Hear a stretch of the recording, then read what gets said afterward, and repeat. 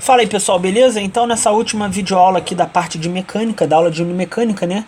A aula 1.6 da gravitação universal, né? Lembrando que esse aqui é um resumão, bem resumido, resumo da síntese, né? Vamos dizer assim. Então eu vou falar aí sobre as leis de Kepler e a lei da gravitação universal, né? Nessa primeira lei de Kepler nós temos aí a lei das órbitas, tá? O planeta do Sistema Solar ele descreve órbitas elípticas com o Sol em um dos focos da elipse, tá? Então nós temos aí o desenho de uma elipse, certo? Que seria aí o formato da órbita, né? E você tem o Sol ocupando um dos focos dessa elipse. Mas como assim um dos focos? É porque se você imaginar que isso aqui é um círculo perfeito e você tem um outro círculo do lado de cá, né? Um outro foco, você percebe que o Sol fica bem no centro do círculo, né? Se eu desenhasse um círculo perfeito, coisa que eu não consigo, né? Então, você percebe aí que juntando dois círculos você tem uma elipse, né? Se eu apagar a parte do meio. E aí você percebe que o Sol fica em um dos focos, né? Então nós temos aqui a distância do Sol para a menor parte, para a parte mais próxima da extremidade, né? Essa distância nós chamamos de periélio, e nós temos a distância mais afastada, né? A maior distância para a extremidade da elipse, né? Essa distância nós chamamos de afélio, certo?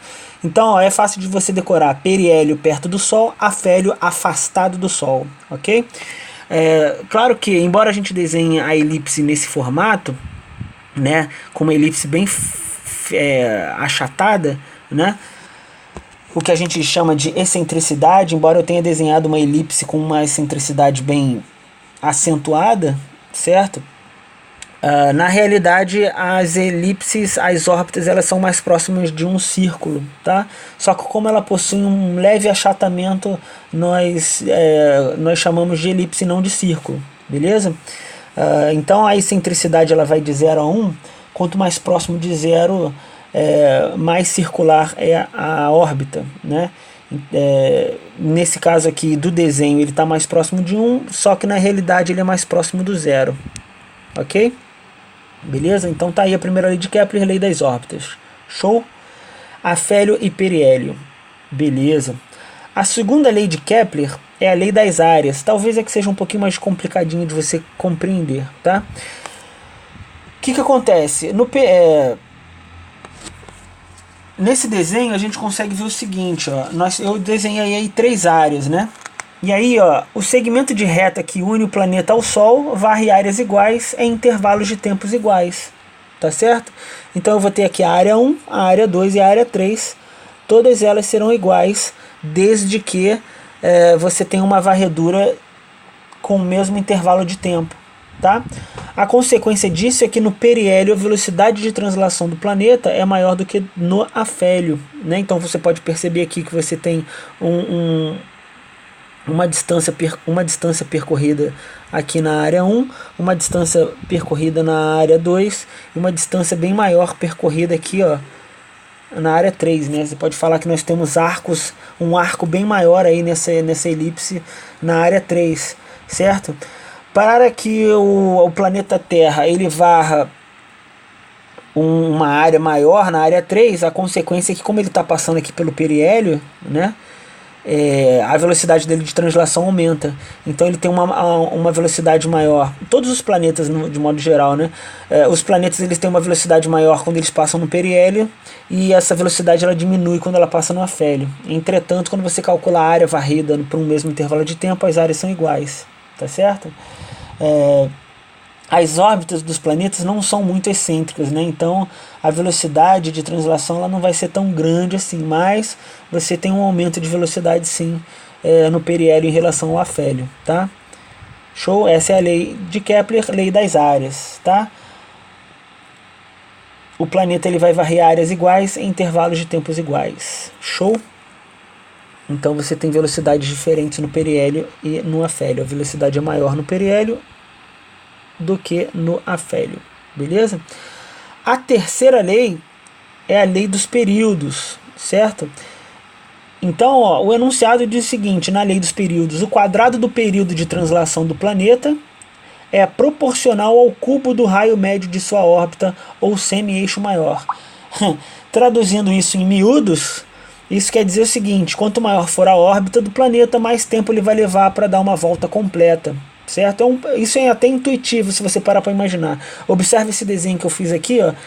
Eu desenhei aqui várias órbitas, né? No caso 8, porque Plutão não é mais planeta, né? Eu expliquei isso em sala de aula. Então você tem aqui, ó, Mercúrio, Vênus, Terra, Marte, Júpiter, Saturno, Urano e Netuno, né?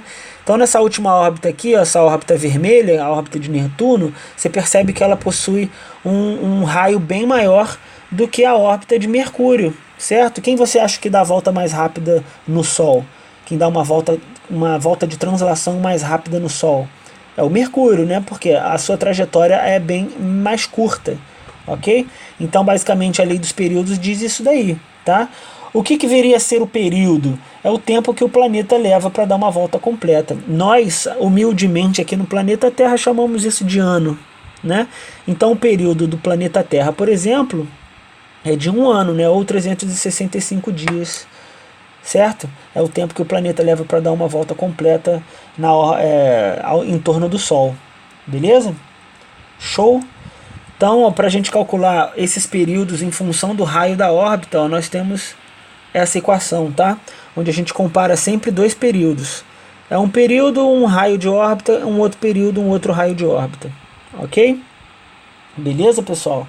Caso contrário, você vai utilizar, se você não tiver dois períodos e dois raios, você vai ter aqui, ó, isso é uma constante, tá? A divisão do período pelo raio da órbita, ok? Se você for descobrir o período e o raio de apenas um planeta.